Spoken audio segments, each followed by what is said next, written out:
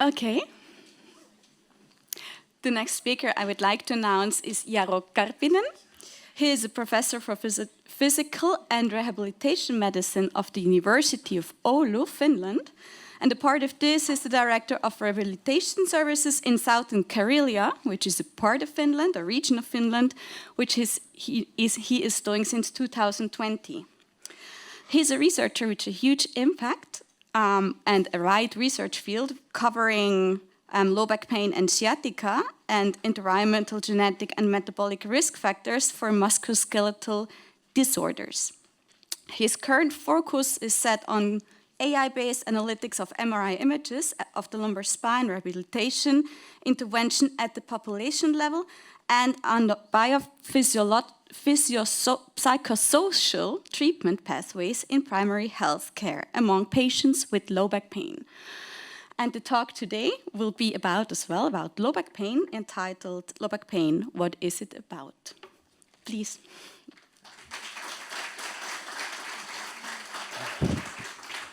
Yeah, thank you for being invited to give this keynote speech. So I was instructed by Jerome that it should be sort of a personal research story, focusing, of course, on low back pain. And I will start from my dissertation. So I started my research career before my dissertation long ago, but I will start from my dissertation, and then I give some pieces of puzzle from our epidemiological studies, and then I try to give you an overall picture what low back pain is about. So to start with, so has anyone of you had back pain lasting longer than 2 weeks? One only, 2, 3. Quite good. So less prevalence than it should be. So you have no sort of fetal growth restriction factors. Okay, so I started my dissertation in made my dissertation in 2001. I started, of course, about 4 to 5 years before that, and it was about sciatica and symptoms, genetic factors, and treatment with periradicular infiltration, and it was a really interesting project. So actually it was sort of a learning experience. So I had to design the randomized trial. I had to sort of apply ethics approval. I had to sort of recruit the patients. I had to do the follow-up of the patients. I had to sort of do statistics. I had to do MRI evaluations, and because of my thesis, so I learned to read lumbar spine MRIs, which it was really good for my future. Actually, the result of the trial was non-significant. There is sorry,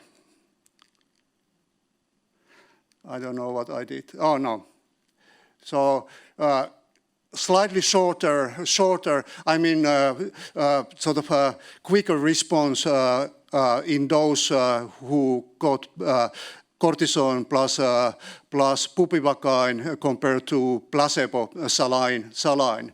But anyway, it was fun to do that. And then I did, as a second publication, sort of subgroup analysis, which is, of course, only hypothesis generator, and actually sort of not a big deal. So no one has sort of confirmed the results. So probably I was not on the right track there, but I tried to dig out something. And the third paper was about MRI findings and whether we can sort of predict symptom severity based on MRIs, and we couldn't. So actually, even larger herniations didn't produce more severe symptoms, and that sort of fits well in with the current concept of pain pain, and actually one of my PhD students is now evaluating in sciatica people the role of psychosocial factors and other factors in relation to sciatica and MRI findings in the older northern Finland birth cohort. I started also to do some genetics there. So actually at that time, 2002 and 2003, so there were no other genetic studies in spine. There were actually one published in the Finnish Twin registry in 1991 about smoking and heritability, and the first publication from Twins UK was published by Sambrook in 1999. But no candidate gene studies so far, and I will come back to this later. So it was nice experience to get into genetics during PhD studies. So it was a really comprehensive journey. So randomized trial designing, paper writing, statistics, genetics, and so on. So I'm very pleased with my PhD project. But at the time of my, so when I was not ready yet, I did not have my PhD, so I started to go further because there were some indications that TNF-alpha blockers, infliximab was used in this, would be beneficial for sciatica patients because of the biology of the disc herniations. And actually the first trial was we sort of did observational study and compared them to historical controls from my thesis, and then we did a proper randomized trial to continue with, and actually in comparison to historical controls, infliximab was effective. And when I presented that at the EASLs many years ago, so US surgeons were talking that now they won't have any jobs, they won't get money because no one will be operated. But in the randomized trial, we showed that there was no difference between the TNF-alpha blocker and saline in the primary outcome, leg pain intensity, or any of the outcomes. But interestingly, in the placebo group, mean straight leg raise was 15 degrees better in 2 hours after the start of the infusion. So the people thought that some magical treatment was given to them and the straight leg raise improved. And that's a sort of a really good indication of the magnitude of placebo effect in back pain or any disease. So luckily I got sort of a startup grant from Finnish Academy in 2002 to sort of start to evaluate low back pain and MRIs included, and we actually there had been a survey, health examination when these kids were born from between 1st of July 85 to last of June 86, and they had been followed since the birth, and some 6,800 people there, and when they were 18 years, so we tried to pick up all those living within 100 kilometers from Oulu because we wanted to invite them to MRI.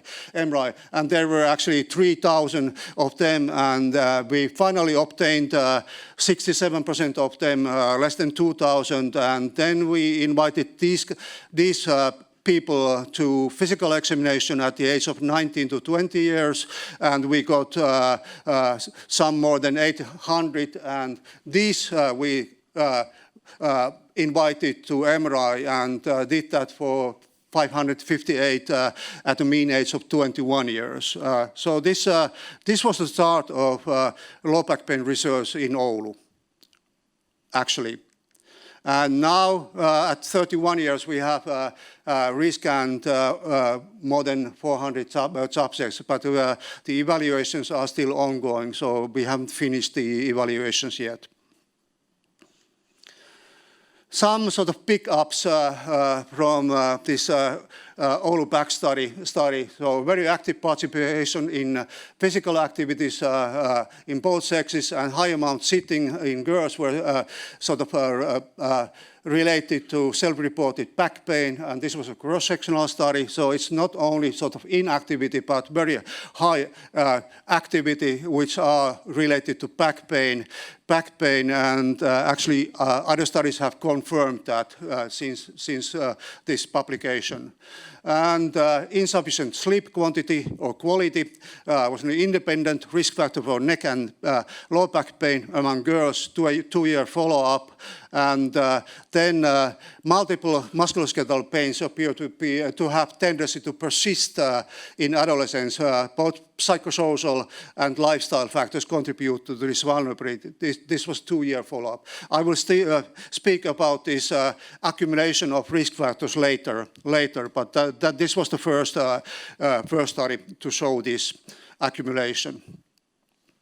And regular smoking is bad for young people, but also for older people. And in the previous presentation, you saw the evidence from fetal side that it's bad smoking and stress, and it's the same in musculoskeletal disorders. And high exposure to awkward trunk postures and overall physically demanding job increased the risk of incident low back pain. And one which was fact which was raised in the previous presentation, maternal smoking. Smoking is a risk factor for pains in the offspring at the age of 16, and it's mediated by externalizing factors. And this is not my study, but I think that's one of the sort of key studies in musculoskeletal issues and back pain over the sort of last year. So they had over 11,000 workers from 18 countries, and every fifth of these reported disabling low back pain 14 months after the baseline. And actually, it was not related to occupation and so on. Gender explained something, older age something, somatizing tendency something, but the pain sort of a propensity to baseline, the number of pain sites at baseline was the strongest predictor, explaining in the population about 40% of disabling low back pain. You see nicely that the more pain sites they have, so the more likely disabling low back pain is. So actually, this is sort of an indication that you can sort of extrapolate back pain sort of data, usable data for prevention and treatment of back pain from individuals with multisite pain.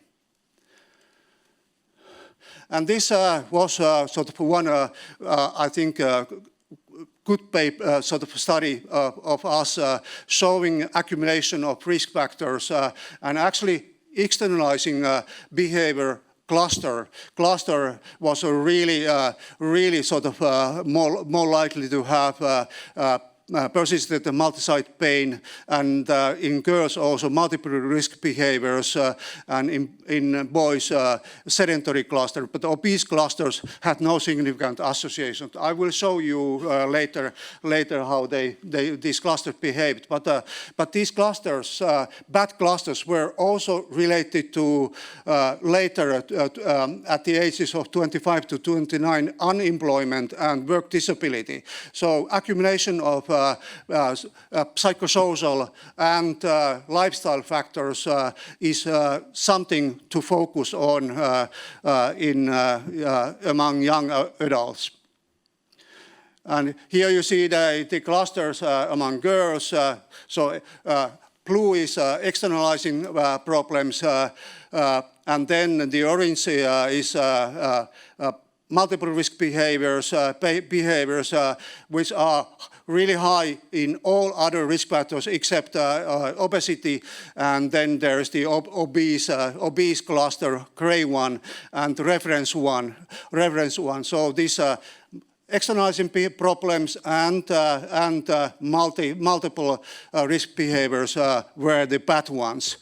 And for instance, these internalizing problems, which means like somatization and introvert-like things, that they are not highly prevalent in any of these clusters.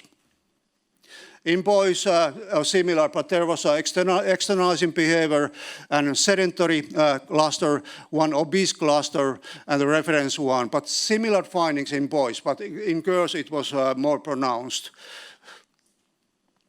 And then we started also doing research on Northern Finland birth cohort 1966 with expected date of birth in 1966. So they are now over 50 years at the moment, and I came into picture after this 31-year health examination. So I was planning the 46-year health examination and what kind of musculoskeletal issues we should have there. And from both birth cohorts, we have data on employment, hospitalizations, sick leaves, and many other things. So they are quite usable. And in this older birth cohort, we have scanned 1,500 individuals at a mean age of 47 years. And so far, we have rescanned about 250 of these 10 years later. And it's going on. Some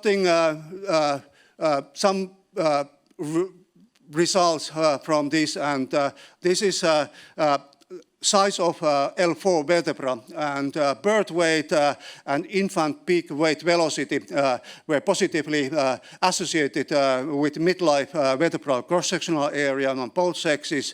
And among women, body mass index at birth, this adiposity peak, adiposity rebound, and pubertal takeoff were positively associated with these vertebral sites.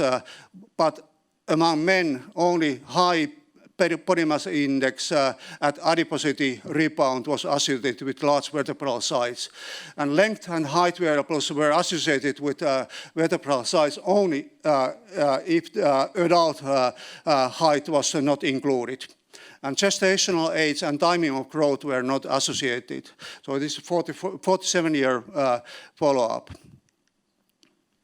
And participation at least once a week in one or more high-impact sports in adulthood was associated with larger vertebral size among middle-aged women, but not among men. I will show that when we measure that objectively the physical activity, so it is also relevant in men.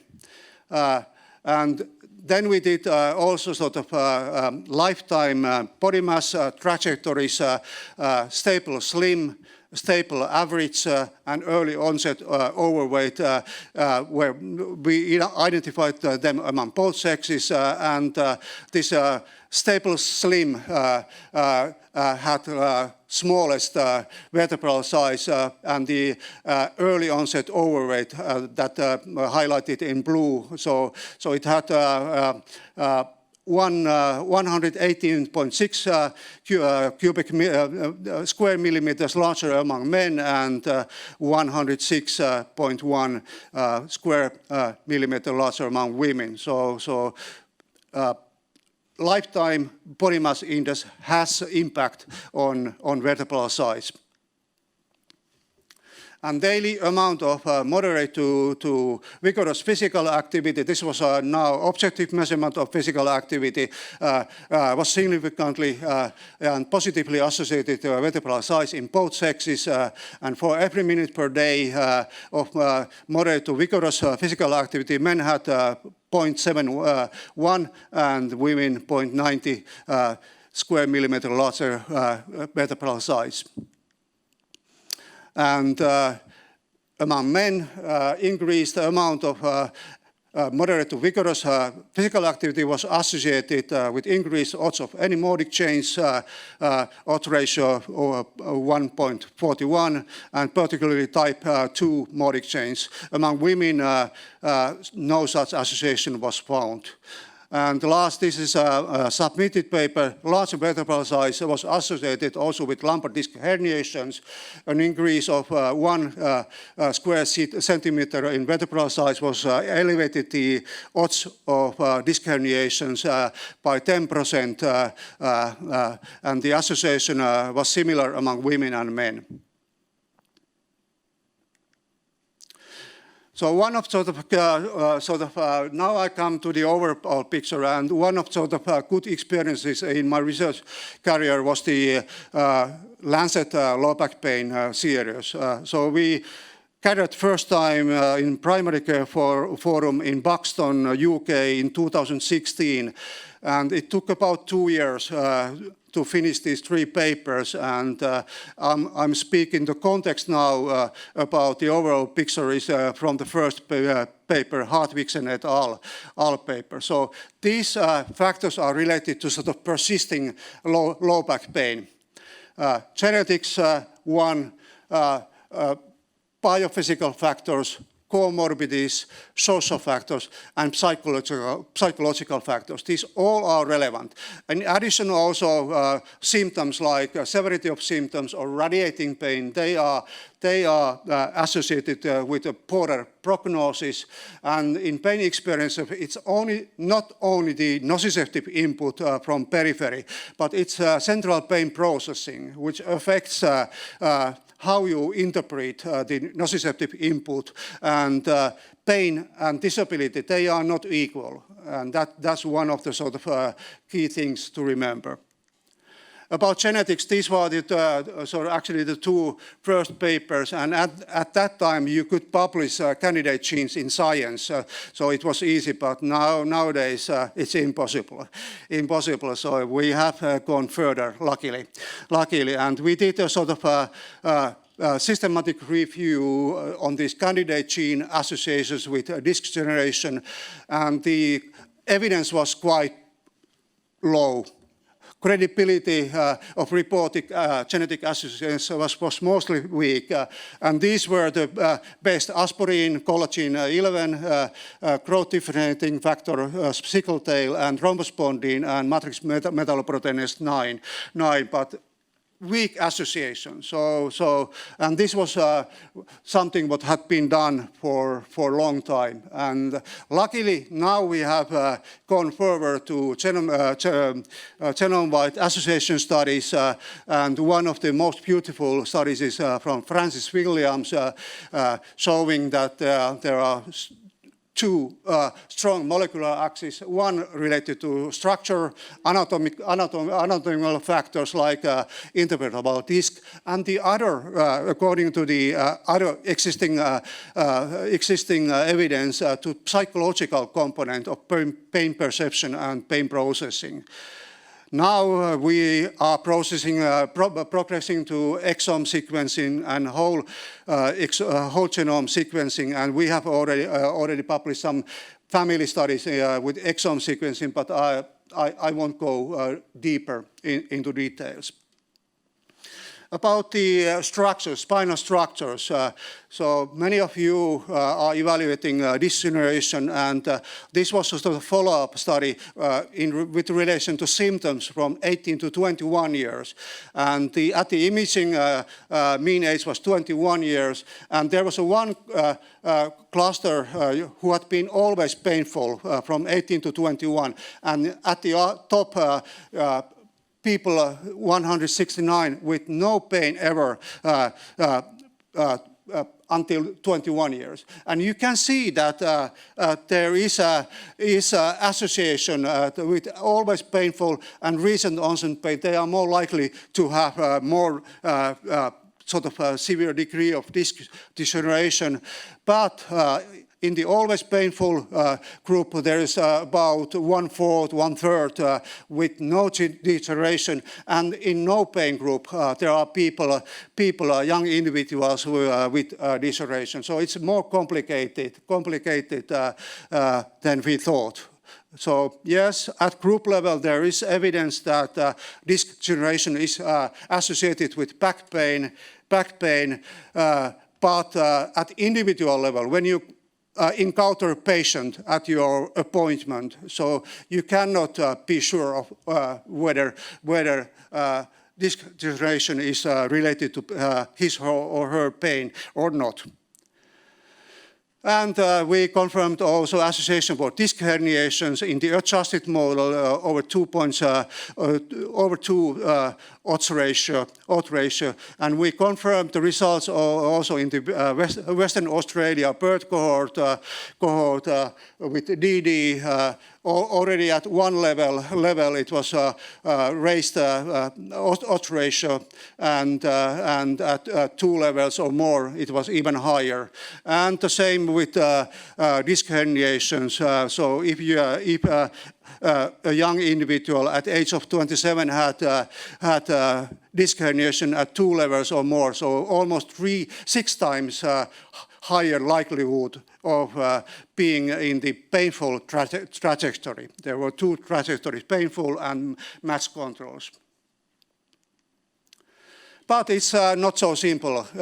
We published 1 year ago that study showing that mental symptoms affect pain experience. If the people with DD had mental distress, so the association was not obvious anymore. And now, in the most recent paper, so when insomnia and mental distress, psychological symptoms co-occur, so it does, disc degeneration does not associate with pain at all. And this is to remind one of the sort of beautiful studies that degeneration is really prevalent also among asymptomatic individuals, whether it's about signal intensity loss, sort of black discs or disc height loss, or facet degeneration, or disc bulges, or disc protrusions. They are prevalent in asymptomatic population as well. So you have to remind this. And about Modic changes, we did a systematic review. Actually, we did one in 2008, and then we claimed that Modic changes are specific low back pain phenotype. But in this review, half of the studies, 15 out of 30, showed no association. Actually, one study from Spain indicate that Modic changes are a protective factor. So it's inconsistent, and lots of things to study further in Disc for All for this purpose. And one sort of clinical study we had where we had a 2-year follow-up, and we showed nicely that the extent of type 1 Modic changes was associated with the persistence of symptoms. When Modic type 1 changes decreased, so symptoms also improved. And the last, so we did this also in the older bird cohort, and showed that especially type 1 Modic changes were associated with sort of more severe pain, and especially when they were larger in size. About comorbidities, asthma, diabetes, poor mental health, psychological distress, they are sort of associated with risk factors like obesity, smoking, physical inactivity, sleep disturbance. So the same risk factors which we have in pain symptoms, and they affect central pain processing, and they lead development to multisite or widespread pain. And this is sort of important to notice. If one has patients with pain sites at several locations or really large pain areas, so usually these patients are not really sort of quick to recover. So it takes more time, and they are more challenging to treat, these patients. So we showed that existence of comorbidities, 2 or more, was related to severity of pain symptoms. So they should be considered comorbidities. And in a lot, sort of more recent paper, we sort of saw that there is a metabolic sort of cluster with hypertension or obesity, not so much diabetes, but hypertension and obesity, and then psychiatric cluster with mental health disorders, respiratory diseases, and substance abuse, and they were related to they had higher odds of daily pain, a higher mean pain intensity, body somnolence, and the number of pain sites. And odds for severe musculoskeletal pain were really higher in these 2 clusters. So if you have hypertension or if you have mental health problems, it's likely that your symptoms are more severe than if you don't have them. And then social factors, this is also from the Odeberg cohort. Factors like unemployment and occupational factors are related to sort of multisite musculoskeletal pain. And among men also low household income. Maybe it's for men it's more important to get enough money, but low household income was related. Among women, living alone was a protective factor. You may ask why is that. Maybe it's they have been living with a man and now they are more satisfied living alone after that stupid man. I don't know. That's only my sort of thought. And then we did also evaluate in sort of Finnish last study risk factors for sciatica leading to hospitalization, and there are also sort of occupational factors which are related to persistence of sciatica or hospitalization because of sciatica. So they exist. And this is sort of a recent paper of us. So we did a whole population, whole Finland, whole Sweden, whole Norway, whole Denmark. From registers, we picked up patients with OA and chronic low back pain.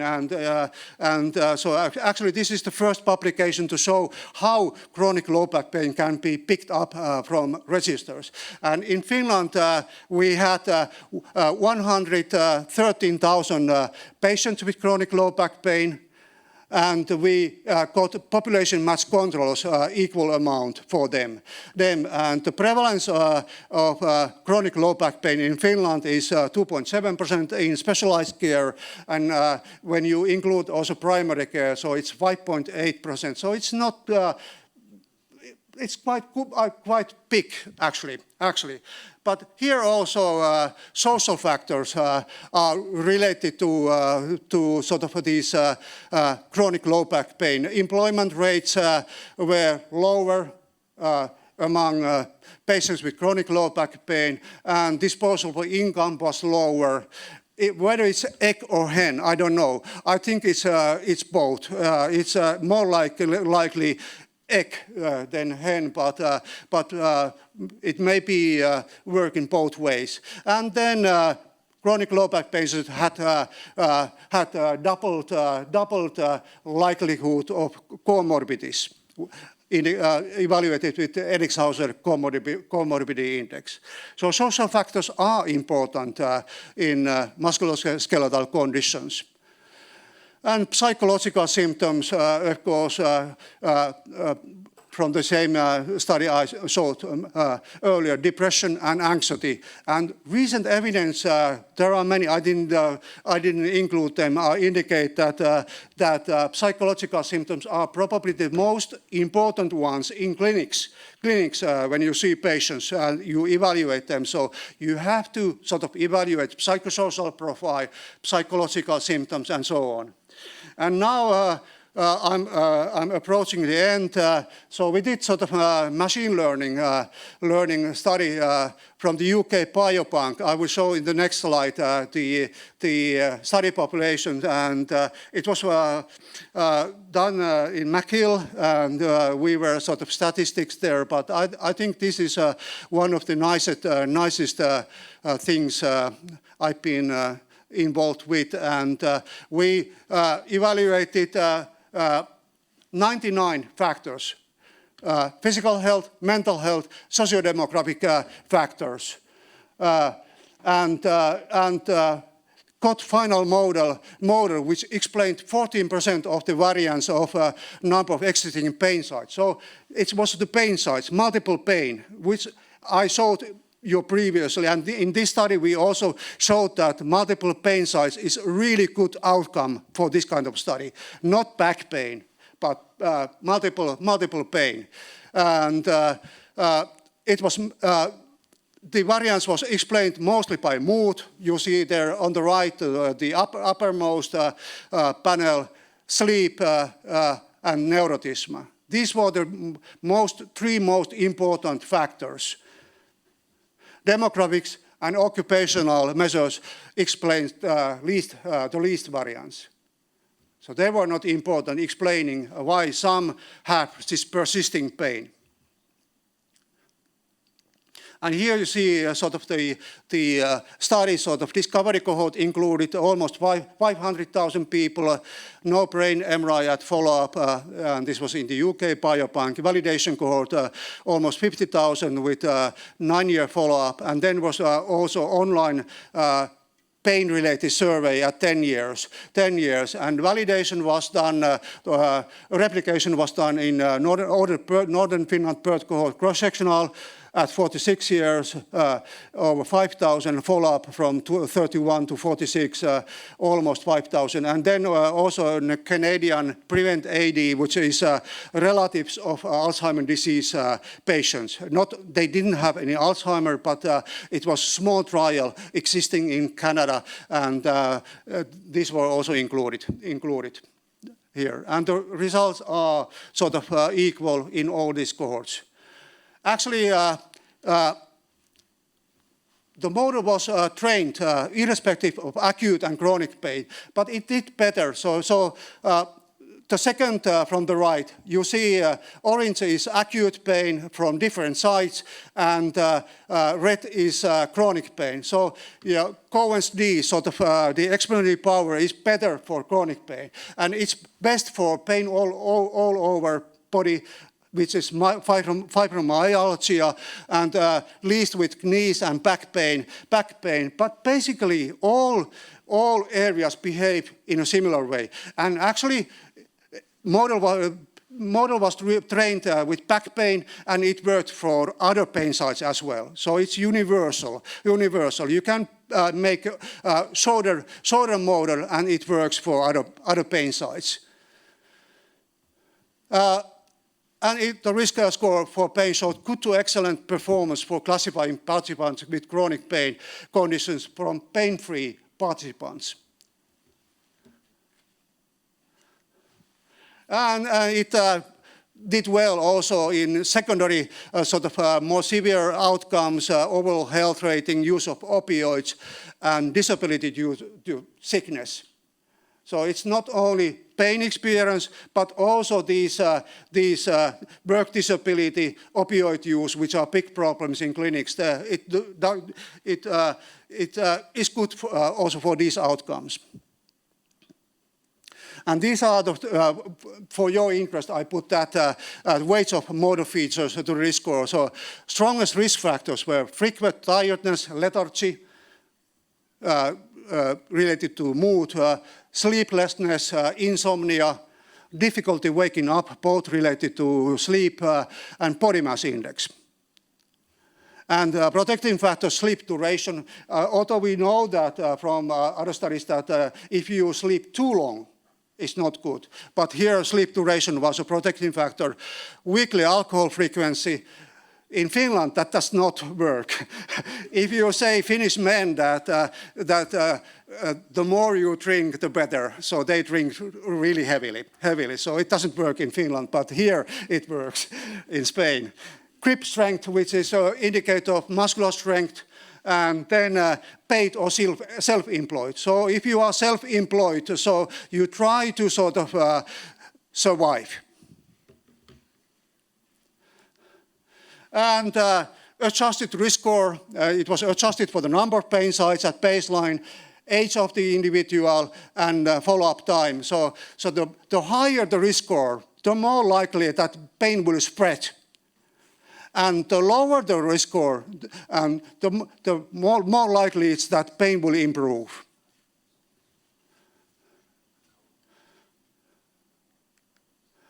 And the sort of based on the ranking of these weight of individual risk factors, so mood was the earliest contributor to the spreading of pain, and occupation ranked last. So mood, anthropometrics, neurotism, and sleep, and so on.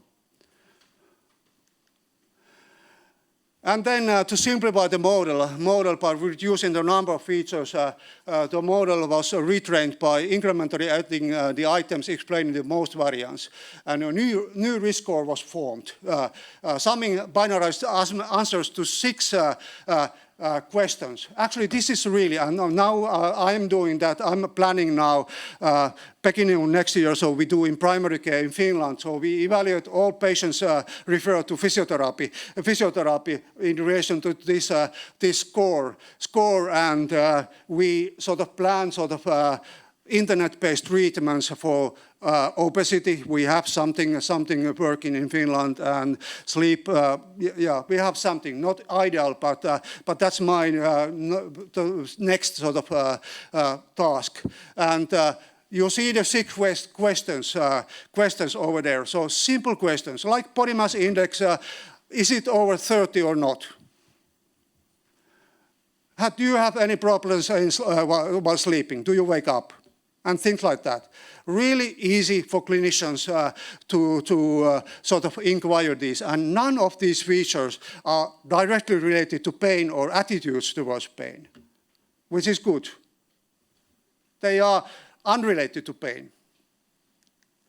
And actually, in the UK Biobank online follow-up, 10-year follow-up, this Spears risk score was associated with interference of pain, symptom severity. You see there, the higher the score, the worse the situation is.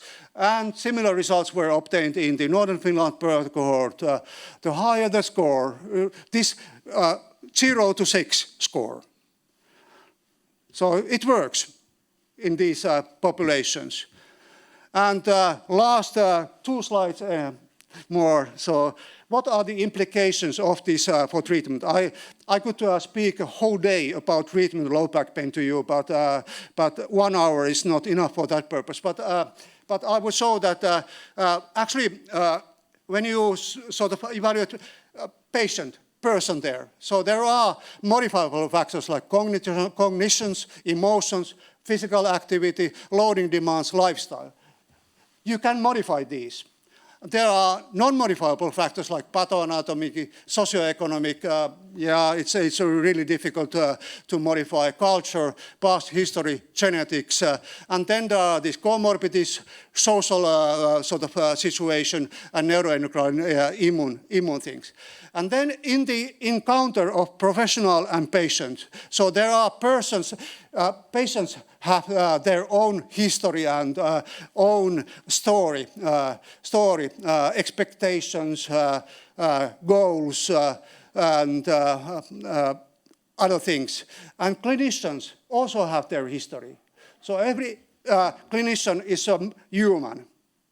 Maybe you didn't know this, but they are humans. And they have their own expectations, which they can transfer to patients. And this communication between patient and clinician, that's the vital thing. Poor communication ruins everything. No hope after that. And this cognitive functional therapy is something we are doing in Finland. That's from Peter O'Sullivan, who came in 2016 to sort of educate some of our physiotherapists, which I had recruited, and also some doctors, but mostly physiotherapists. It's making sense of pain. So first is the story patient has, and then it's individualized explanation, and patient has to understand him or herself why I have this persisting pain. So it's making sense of pain. That's really, really important. And then it's exposure with control. And it's not only physical exposure, it's also mental exposure. You need both.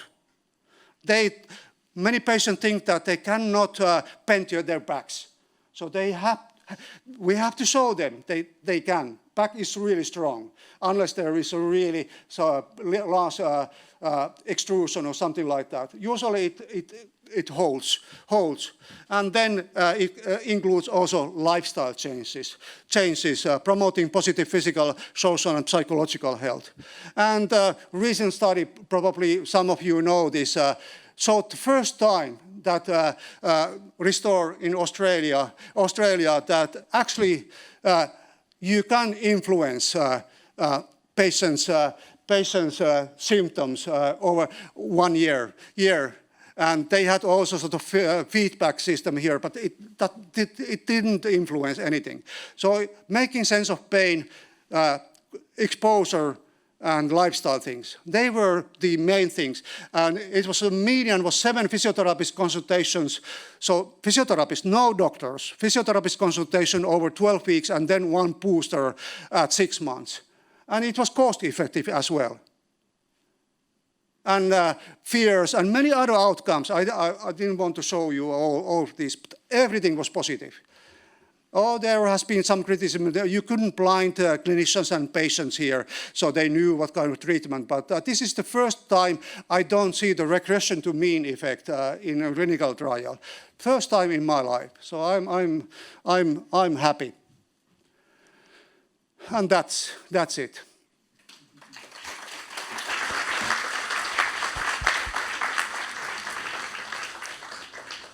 Thank you very much, Jaro, for this interesting talk. Questions? Okay.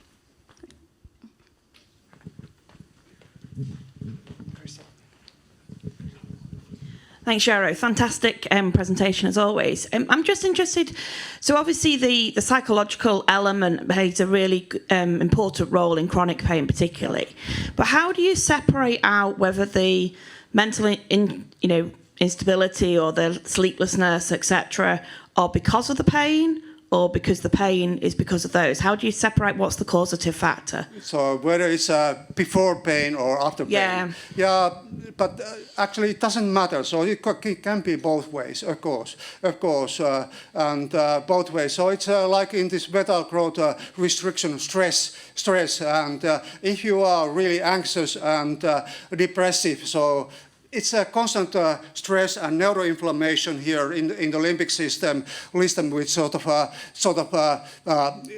of increases the input in central nervous system. So I don't think it matters. So anyway, so you have to get them on the right track, and it's not easy. So if we try to do that in the primary care without any psychiatrist, any psychologist, only with help of some internet-based therapists and physiotherapists sort of expertise. So it's not easy. Maybe the other factors except mood we can influence better. Although I know from personal experience that obesity is also a difficult condition. But I hope that we can influence them. But I think it's both ways. Again, that can be caused by the pain as well, can't it? Yeah. So do you think you just get this vicious circle that as soon as you have the pain, then you have the depression and obesity and things because you can't do the same exercise, and that just makes things a lot worse. So you kind of need to stop that circle, really. Yeah, I don't know whether you have watched ever. So Peter is doing something now. He did in March in London training, and I've been included in one couple before Corona, and our sort of physiotherapists also use the same method. So we do a drawing. To show the patient tells the story, and we do a drawing, and then try to depict what factors are there at the roots of the pain symptoms, and try to get the patient sort of accept and understand, making sense. Thank you, Jaro. So I'm Simo Saarakkala from the University of Oulu, same unit, and Jaro is working, and I'm kind of thinking about the like low back pain, little bit correspondingly to like a knee osteoarthritis, which I mean I have also done research like 20 years, and it looks to me that the symptoms are not that much explained by the structural features, and now we are a community of Disc for All here for a lot of biomedical engineers. So what would be your message to this community? Should we give up to study like structures, or do you believe there will be associations between the structure and pain or other symptoms in general? So. I had a call today from my sort of health region, and my sort of my employee next in rank sort of told that one of our doctors had really huge back problem, and now is under sort of scrutiny for operation. And there are things we cannot prevent. And even elective surgery. So now the Australians are doing a randomized trial on lumbar spinal stenosis surgery versus sham surgery, like they have done in shoulder or knee meniscus problems. And I'm pretty sure that the effect of surgery is not that large as these orthopedic surgeons think it is, and there is large evidence that elective surgery has downgraded, at least in Scandinavia, not in the US or Brazil, but in Finland and Scandinavia, and I think in Europe elsewhere as well. So, but there are structural problems, and Nash and Terence will give probably us some answers when the structural problems are relevant, when not. But nevertheless, if you don't have any cure, any surgery for the structural problems, so you have to go on and sort of make the life of the individual easier, lifestyle things, maybe work adjustments and things like that. But life goes on anyway. Even after this nociceptive structural irritation. I don't have a sort of a explanation yet for that. It's too complicated, but I know that you will ask me whether engineers are needed. Yes, you are needed, and I need you, and you are really invaluable. Hi, thank you very much for your presentation. Kindly related to this question. There are many research groups focusing on the assessment of pain, and chronic low back pain is one of the most studied ones, by analyzing physiological signals, so EEG, heart rate, sweat secretion, so on and so forth. What do you think about, and do you think that digital technologies can play a role in general in this research field? You mean biosignals like exactly. Serum markers or anything? So exactly. Actually, in the study which I showed last, so brain MRIs, functional MRIs, and large panel of serum samples and genetic results were also included, but they didn't add much value to this biopsychosocial model. Actually, the associations were quite weak, and mostly they associated with this psychosocial profile, not with the pain. Okay. Thank you very much. Sorry. Thank you, Jaro. Very beautiful presentation. I also wanted to ask about like the relation, if it's like A to B or B to A. And I really like that you talked a little bit about the placebo effect in the beginning of your talk. So, for example, if we have, let's say, working out, is it pain that's making patients not work out, or is it not working out that's leading to pain? And then we would ask these patients, like, okay, how about you start working out, and then we see that the pain reduced. Yeah. How can we account for the placebo effect in this case, for example? No, so it's true. So when we do interventions, so there is the possible biological sort of factor which we produce, like for medicines. But there's always the possible factor, and you cannot get rid of that. And actually, I'm sort of using that deliberately when I see patients. So I try to be empathic, or actually I am empathic. So even it's a really disastrous patient case, so I always find something positive in that for the patient. And even so there was one sort of good study. I've shown that to medical students done in Spain. So they did some kind of electrical treatment, and it was randomized to active electricity treatment, sham treatment, and then there was two different physiotherapists. The other was sort of a cold type, not looking at the patient, and the other was empathetic, and you can imagine which treatment was the best. I don't have to give the answer. You know that. We have time for one last question from Bart. 2 minutes. Thank you. Very, very interesting study. And you show that nothing in medicine is simple. It's multifactorial, it's systemic. So I absolutely totally agree. And the way to treat a patient is using this. Yeah. But then on the other hand, you show a score where you just put everything into one number, which I see in all parts of medicine, that everybody likes to do this. But that's contradictory to the fact that it's not simple. So why do you simplify it? Or how do you use simplifications? Or how do you use the...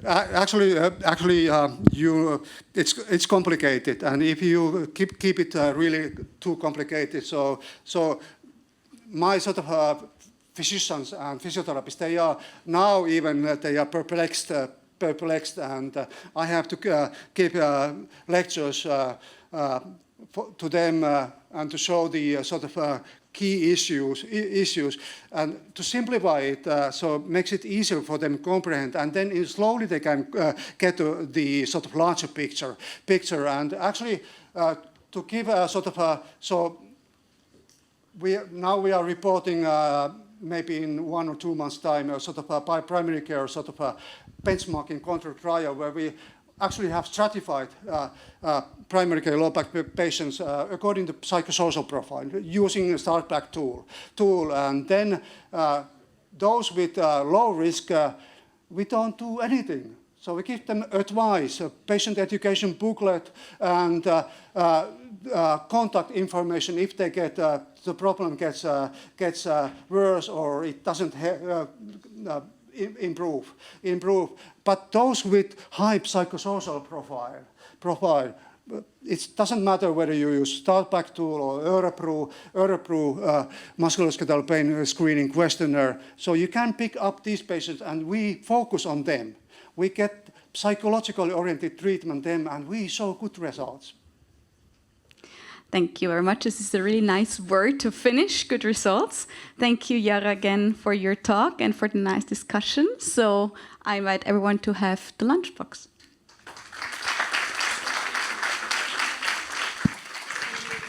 So lunchboxes are just outside. So help yourself, and then you can use an open area outside to eat, or you can it in the corridor.